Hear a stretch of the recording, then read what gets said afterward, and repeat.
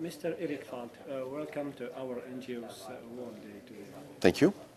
First of all, please, could you summarize us your speech today during the World NGO Day? Well, I'm here today to be with NGOs coming from Finland and a number of locations and countries around the world to be part of this first World NGO Day. One would think that there's too many UN days and official days celebrated around the world, but at the same time it's quite surprising that there's no day dedicated to NGOs and the wonderful work that they do around the world. So I'm happy to be here with other partners from the United Nations and from the NGO community to honor and celebrate the work that is being done by non-governmental organizations. 30 years ago, there were very few NGOs in operation, and we've seen literally an explosion in the number of NGOs around the world. Today, they come in all shapes and sizes with different mandates and objectives. But what is important is that they have become not just a possibility when you work with. They're no longer an option, but a necessity. It is absolutely imperative for all of us to work together, whether it is governments, intergovernmental organizations, and others. And NGOs are a necessary part of the landscape today.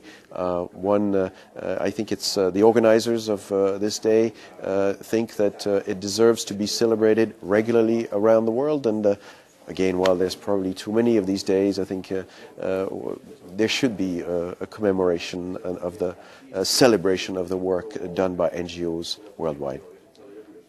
During your speech today, you talked about the spirit of initiative and the spirit of engagement. So, according to you, how could that lead to a powerful society with active NGOs and actors?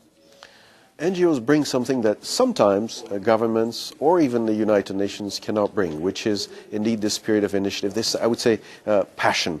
I think there are very few NGO representatives who don't have a passion in them. That is really necessary if we want to change the world today, if yes, we want to make it a better place. So that's what we're here to honor and celebrate today.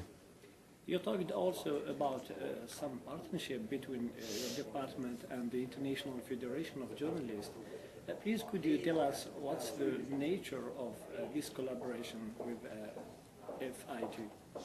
When it comes to UNESCO, the organization I work for today, we have a number of partnerships with some 350 NGOs around the world.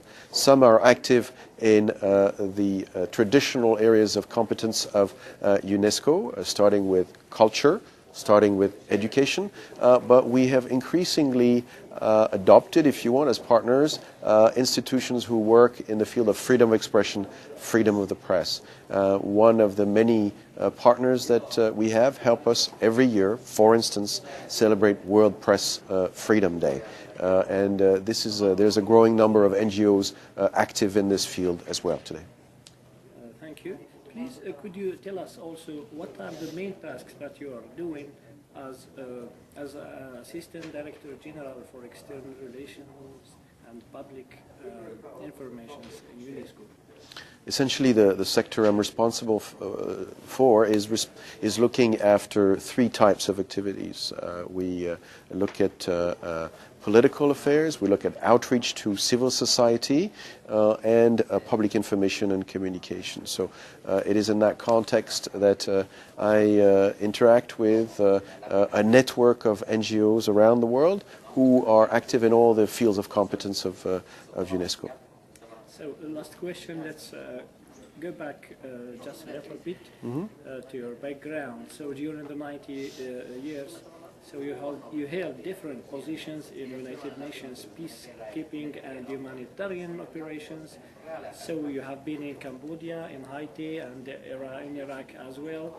So please, could you give us an overview about your experience during that period?